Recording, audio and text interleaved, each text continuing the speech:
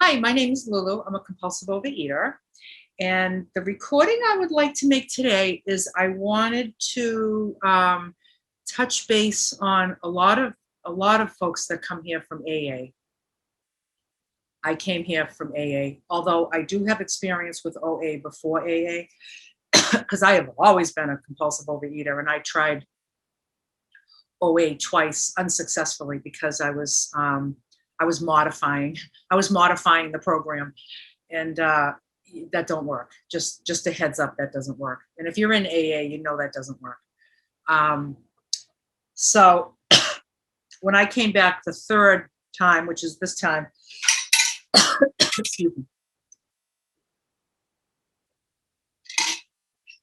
the third time, it was in my 50s when alcohol had me by the throat, and I came in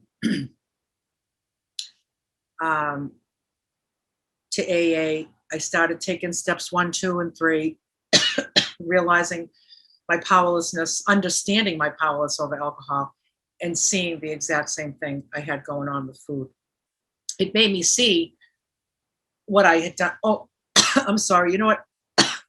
I'm baking something with smoked paprika on it, and the whole spice is filling this whole house. And I'm choking on it. I hope I don't choke the whole recording. Oh, my eyes are stinging. Anyway, um,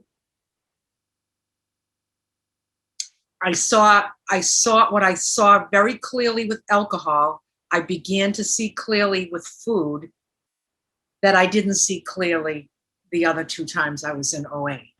So most people that come in from AA, they've got maybe even decades of sobriety, which is just amazing.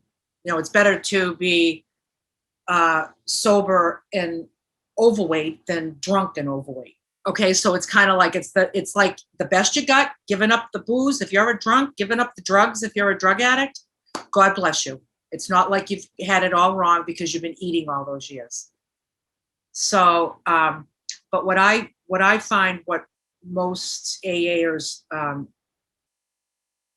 can't quite grasp the idea of is food being an addiction the way that alcohol is, and that, well, I don't I, alcohol is easier because you just don't drink, but you still have to eat. So what I say to that, and I qualify to have an opinion on it because I'm an alcoholic too. So it's not like I qualify for this opinion. Um, it's just how I processed it to see how it's the same, because when I made it the same, it became one problem: powerlessness, and there wasn't anything different about it. I don't drink alcohol. I drink if I go to a wedding or a bar and I'm sitting with people, everybody has a drink in their hand, including me. But I'm an alcoholic, so inside my cup is not going to be alcohol. So now if I go to that same wedding or the same buffet or the same restaurant, and everybody's making a plate of food, guess what? I have a plate of food too, just like I have a drink, but I might have salsa water in my cup. And on my plate will not be the foods that are my addictive, the foods that are alcoholic to me. And what's alcoholic to me is flour and sugar. And um, I don't do artificial sweeteners. I don't even want to wake up this sweet tooth thing stuff. I don't want anything to do with it because it interferes with my peace. And it doesn't really contribute to my life, especially where it's kind of poison, I think. Anyway, so and volume is one of my issues too. So I need to know how much. I don't know how much to have. I don't know when to. I know when to start. No, I don't know when to start because I would just never. I was always a grazer. So I need to turn it on and turn it off 3 times a day. So I turn it on, and I turn it on for really one reason. But it actually brings me a lot of things. The reason is I need some nutrition. I'm hungry. I need to eat.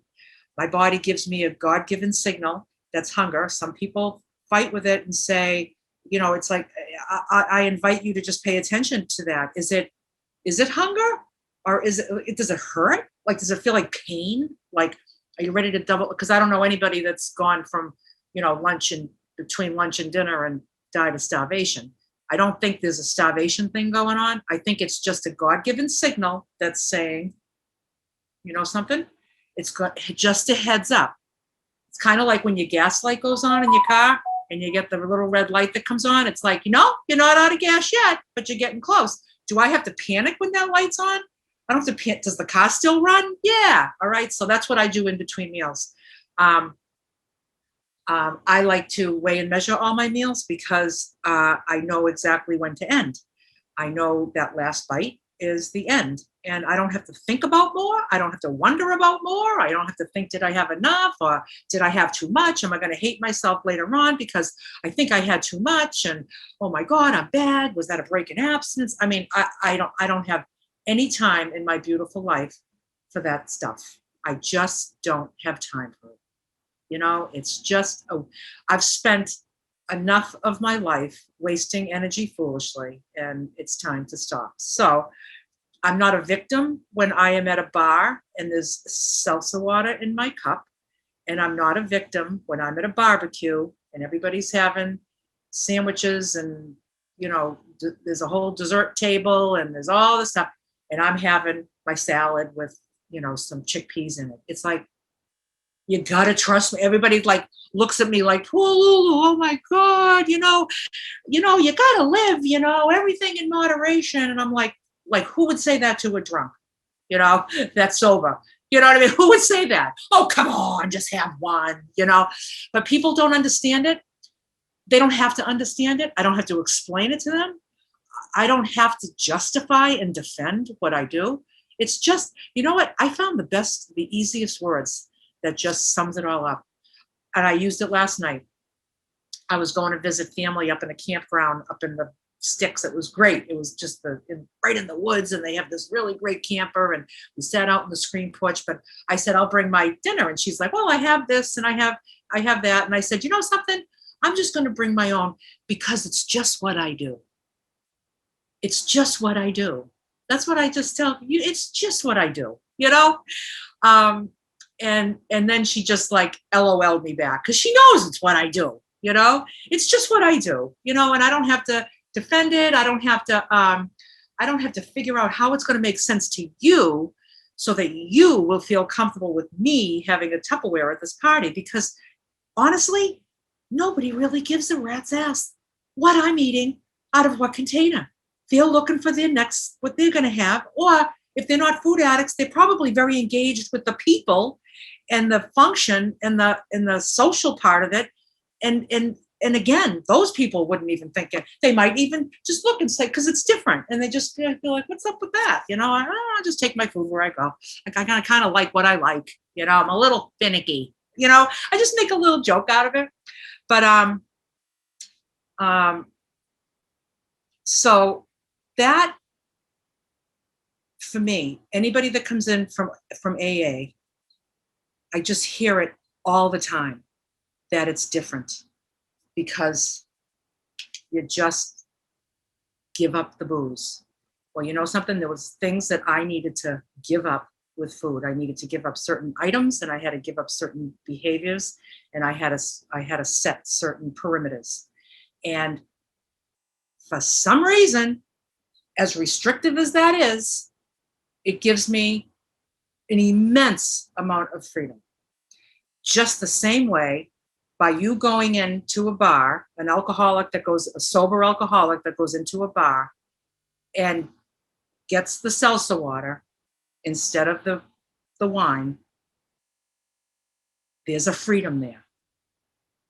You're not doing what everybody else is doing, but you know enough that it's not the best choice for you, and you've admitted that powerlessness. You hit your rock bottom, however you hit that 10 years ago, 20 years ago, 30 years ago. People come in here with years and years of sobriety, and they don't really get that level of freedom and happy, joyous, and free until they put the food down. And for me, I kind of did it at once, even though it wasn't on the same day. It was about 4 months apart, but it was within my admission of powerlessness, my declaration that I believed that a higher power could get me out of this mess, and that I was going to make the decision to try this out, like for real, not Lulu a la carte. I was going to do the program the way it's in the book. And so I kind of caught it, like before I got on my knees and took my third step, I caught this food addiction shit. And I was just like, nope, there's no way I'm going to sit and write a fourth step that's going to have any measure of quality if I am like, if my notebook has got, grease stains on it from eating potato chips while I'm friggin' writing. You know what I mean? It's just like, I just knew it. I knew it. But you know something? So if you've been sober for 30 years and you're just getting the food piece now, great. It's not too late. It's just never too late. Hey, I sponsor people. I have a sponsee who's 23 years old, abstinent over a year. How awesome is that? Imagine if that person actually remains abstinent for their entire adult life. Do I need to sit here and say, why was I so stupid when I came in when I was 21 and I just looked at everybody and thought, what a bunch of freakazoids. I'm out of here. And I just took off. I was like, this place is nuts. And for some reason, that person did not think it was nuts. So do I think that I'm stupid, or I wasted how many years? Because I finally, the light dawned on Marblehead when I was about 55 years old. I turned 55. The next day was my sober day. It was my first day of sobriety. And then in April, I put down the food. And in March, right in between that, I put down the cigarettes. So you talk about your skin crawling. My skin was crawling off my body. I didn't know what the hell to do with myself. I was like a lost puppy trying to find home. It was like, I honestly had, when you're practicing 3 addictions like that, they keep you mighty busy. They take a lot of time, either doing them, recovering from them, buying them, shopping for them, hiding them, sneaking them, going to the bank, getting more money for them.